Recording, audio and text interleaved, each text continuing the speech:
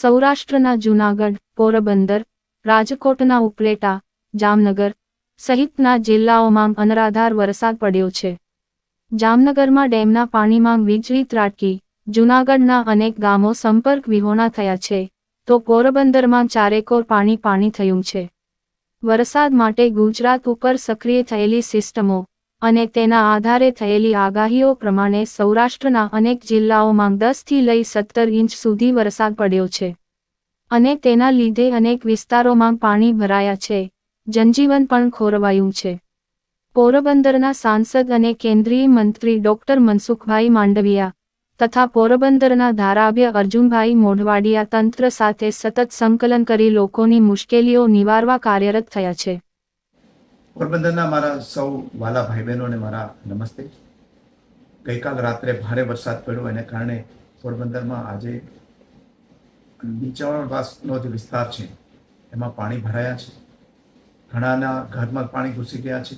ખાસ કરીને છાયા વિસ્તાર છે, અહીંયા નરસંગ ટેકરીની આજુબાજુનો વિસ્તારો છે, રાજીવનગર છે, રોકડિયા હનુમાનની ઉપરનો ભાગ છે, ઘાસકોડાઉન છે અને બોખેરા વિસ્તાર છે અને શહેરના બીજા વિસ્તારો છે. ત્યાં પાણી ભરાવાથી ઘરની અંદર ઘરવખરીને નુકસાન થયું છે અને બીજા વીજળી સપ્લાયથી માંડીને બીજી મુશ્કેલીઓ ઊભી થઈ છે. આજે સવારથી જ હું ફિલ્ડ ઉપર હતો, બધા વિસ્તારોની મુલાકાત પણ લીધી છે.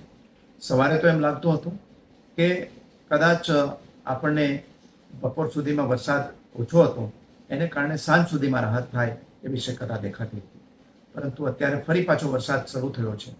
એને કારણે પાણી ઉતરવાનું નામ લેતા નથી. મેં આજ સવારથી જ સ્થાનિક વહીવટીતંત્ર, નગરપાલિકાના પ્રમુખશ્રી અને એમના અધિકારીઓ અને રાજ્ય સરકારના અધિકારીઓ અને આપણા પોરબંદરના સાંસદ ડૉક્ટર મનસુખ માંડવિયા સાથે હું સંપર્કમાં છું. અહીંયા માનનીય મુખ્યમંત્રી સાથે પણ વાત કરી છે અને એમણે તમામ વિભાગોને અહીંયા પોરબંદરમાં સ્ટેન્ડ બાય રહેવા માટેની સૂચનાઓ આપી છે. સવારે કુંવરજીભાઈ સાથે જે આપણા પ્રભારી મંત્રી છે અને સિંચાઈ મંત્રી છે એમની સાથે પણ વાત થઈ છે. પોરબંદરમાંથી પાણી બહાર લઈ આવવું હોય તો એના માટે મોટા પંપ જોઈએ, એટલે એ સિંચાઈ વિભાગમાંથી અને બીજી જગ્યાએથી પ્રોક્યુર કરીને પાણીના પંપ લઈ આવે અને પાણી પંપ કામે લગાડીએ તો નીચાણવાળા વિસ્તારોમાંથી પાણી ઓછું થાય. એ ઉપરાંત સ્થાનિક ઉદ્યોગ ગૃહો છે, નિરમા, સૌરાષ્ટ્ર કેમિકલ્સ, એમના પાસે રહેલા પંપ પણ અહીંયા મેળવીને જુદા જુદા વિસ્તારમાં લગાડવાની શરૂઆત કરી છે, જેથી પાણી જલ્દીથી ઉતરી જાય.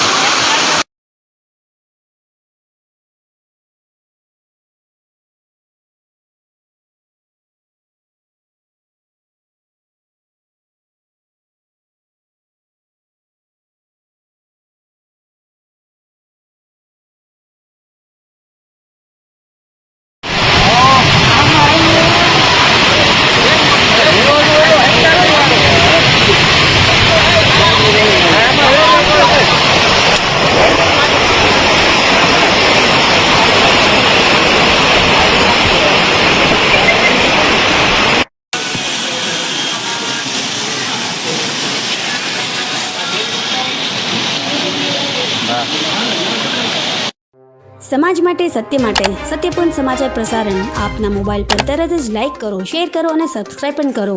અને હા, ઘંટડી વગાડવાનું ન ભૂલશો. આભાર.